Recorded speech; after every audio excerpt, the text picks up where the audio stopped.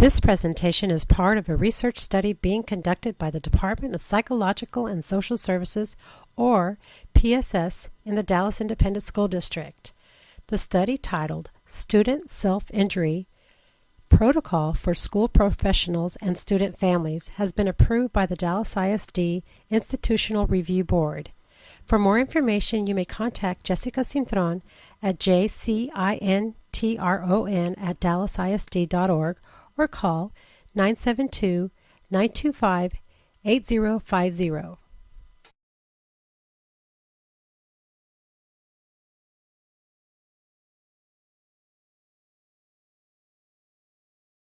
This is a 40-minute video that you may view it at any time and answer the questions in the part 2 at the end of this presentation.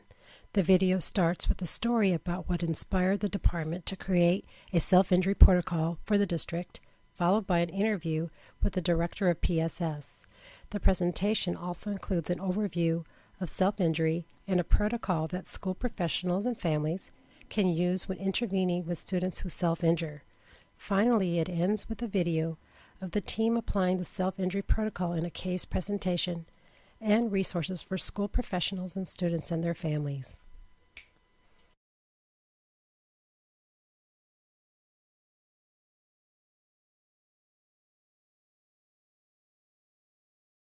The day that I met Veronica, she was crying in the counselor's office. The counselor told me that Veronica had been scratching and cutting in class and in the restroom with a pencil and a razor, and that one of her friends encouraged her to visit the counselor. I didn't know what to say or how to begin to touch the subject of self-injury to a student who appeared to be grieving. All I could think about was, who is Veronica? Veronica has to be more than just a student who cuts.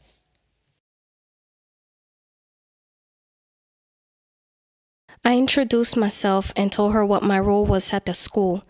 Then I asked her to tell me about herself, like what grade is she in, and how long has she been in this school. She raised her head up with tears in her eyes, and to my surprise, she responded to my questions. She spoke with low energy. Nonetheless, she responded. I felt relieved at that moment because I thought that I made a small connection with her. We continued to talk, and I learned from Veronica that her mother had gotten out of jail. Veronica mentioned that she went to a mental health hospital due to attempted suicide and that she was receiving counseling and psychiatric help outside the school. She told me that she cuts in different parts of her body and that she mainly cuts her arms. That day, she had on a bandage because the school nurse treated her. I also learned that she injured herself that morning because some of her peers told her that her boyfriend wrote on his social media page that he was single. Veronica tried confronting her boyfriend, who also had a history of self-injuring, about their relationship status. That didn't go so well. She felt rejected by him. She felt embarrassed when her peers asked her about the breakup that she was unaware of. She decided that in order to feel better, she needed to see and feel the physical pain by cutting. She said that cutting was the only pain she could control. I remember that when I was called in to help this student, the counselor appeared to be overwhelmed. She had provided Veronica with counseling and support at school, and she didn't know what else to do to help her stop cutting. One of the comments that she made was, "This student is a true cutter," meaning that no matter how many counselors and mental health specialists treated her, it will take a very long time for her to replace the cutting for healthier coping strategies. After the counselor and I talked with Veronica, the school officer talked with her as well. During their conversation, Veronica mentioned that she wanted to die. Because the officer and administrator knew Veronica's history of suicide attempt, they decided that it would be best for Veronica to get an evaluation done at the mental health hospital. We called her mother to tell her about the situation, and the officer transported Veronica to the hospital. We found out later that day that Veronica was admitted and will return to school the following week. In the meantime, I asked the counselor if the school had a formal protocol for intervening with students who self-injure. My counselor said that she didn't know of any protocol. I told her that Veronica will be back, and we need a plan to prevent her from self-injuring, at least in the school, because that is the environment that we have some control. The counselor and administrator were open to the suggestion, and we came up with a plan for each person that plays an important role in Veronica's life. The counselor called Veronica's mother to come in for a follow-up and to talk with her about the school's plan. The mother agreed with the plan and signed it. The counselor also met with the teachers, and they agreed to follow the plan. I think that no matter how many times we deal with students who self-injure, it can be very devastating to see someone in so much emotional pain. It can be scary, confusing, and frustrating for school professionals, students' families, and even the bystanders, or those students who witness their peers self-injure, not know how to begin to intervene when they learn or see someone self-injure. This story is what inspired my colleagues from Psychological and Social Services and I to create a tool for our district. Student self-injury can happen in any school, no matter how many resources or how supportive school professionals are towards their students and their families. We hope that you can find this video useful. Our purpose for creating this video and self-injury protocol is to guide you and the student's family to feel empowered to intervene. Hopefully, this tool can promote safety, academic success, and mental health for our students who self-injure as well as their bystanders. This requires teamwork, and you're not alone.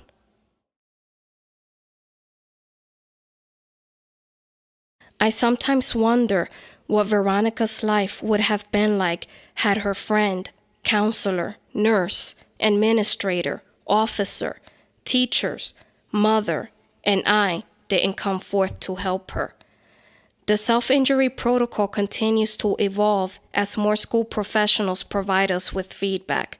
We greatly appreciate your participation in this project.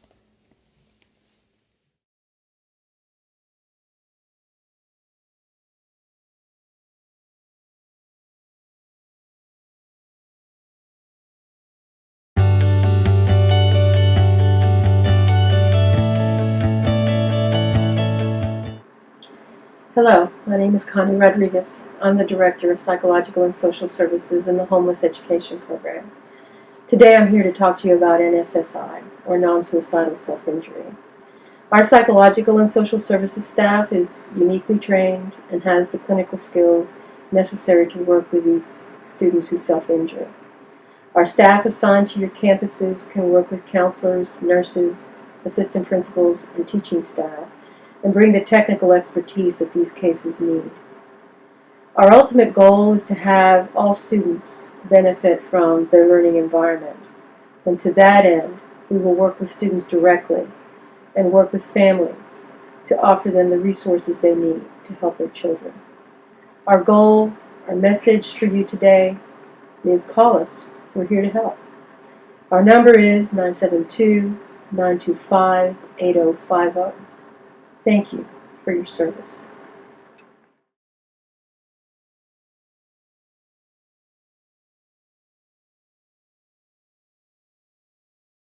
Self-injury is any deliberate, non-suicidal behavior that inflicts physical injury to a person's own body. There are other terms used to describe self-injury, such as non-suicidal self-injury or NSSI, self-harm, or self-mutilation. For this presentation, we'll use the term self-injury. Individuals may self-injure by pulling their hair, picking at their skin, banging their head, hitting or biting themselves, or ingesting a substance or non-ingestible substance. The primary method and object used to self-injury include cutting different parts of the body with a blade from a sharpener, razor, or box cutter, followed by scratching the skin with a mechanical pencil or pen, fingernails, paperclip or staple, and burning the skin with an eraser. These objects can be attainable at home, in school, or work. They may be supplied by those who self-injure as well as peers, friends, and family members. Although engagement in self-injury is commonly observed in male and female adolescents and young adults, there are children at the elementary level who self-injure as well. Individuals may self-injure by themselves or with a group of peers at home, or some injure at school, like the classroom, restroom, or playground.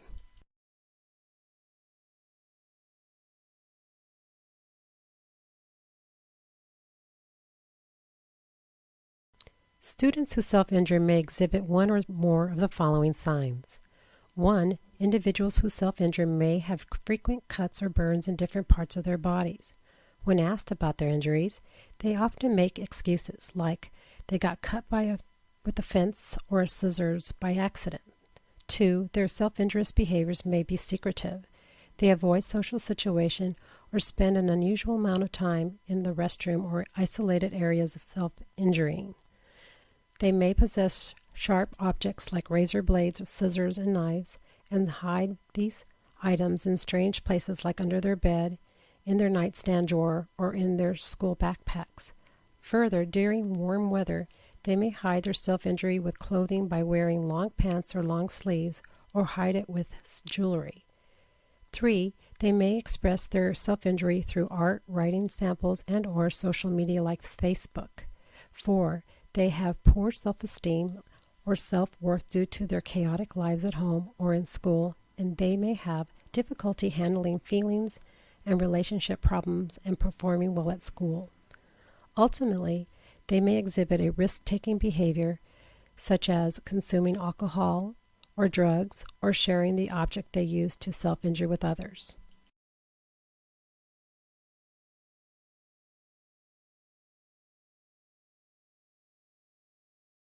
There is an order of events that take place before an individual decides to self-injure.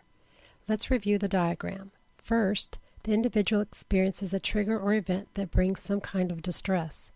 Second, the trigger or event provokes irrational thoughts for the individual. These thoughts led to intense feelings such as rejection and disappointment. Third, the thoughts and feelings lead the individual to have the urge to self-injure as a way to temporarily cope with his or her situation and feelings. Although self-injury is an unhealthy coping mechanism, the self-injurer needed to feel a sense of relief and control, and in the past, she has found relief and control through self-injury. Fourth, the individual completes the act of self-injury. In our story, Veronica scratched herself with a mechanical pencil and cut herself with a razor. Veronica mentioned that she preferred to see and feel the physical pain than feel the pain emotionally. Although she could not control her boyfriend's decision about being with her, cutting was the only pain she thought she could control. Further, as she scratched her skin and cut her arm, the brain released endorphins. Endorphins have a similar effect to morphine, which works as a painkiller when one gets hurt. Endorphins can also give a person a rush or a natural high. This rush gave Veronica some relief. However, this rush can be addictive and dangerous.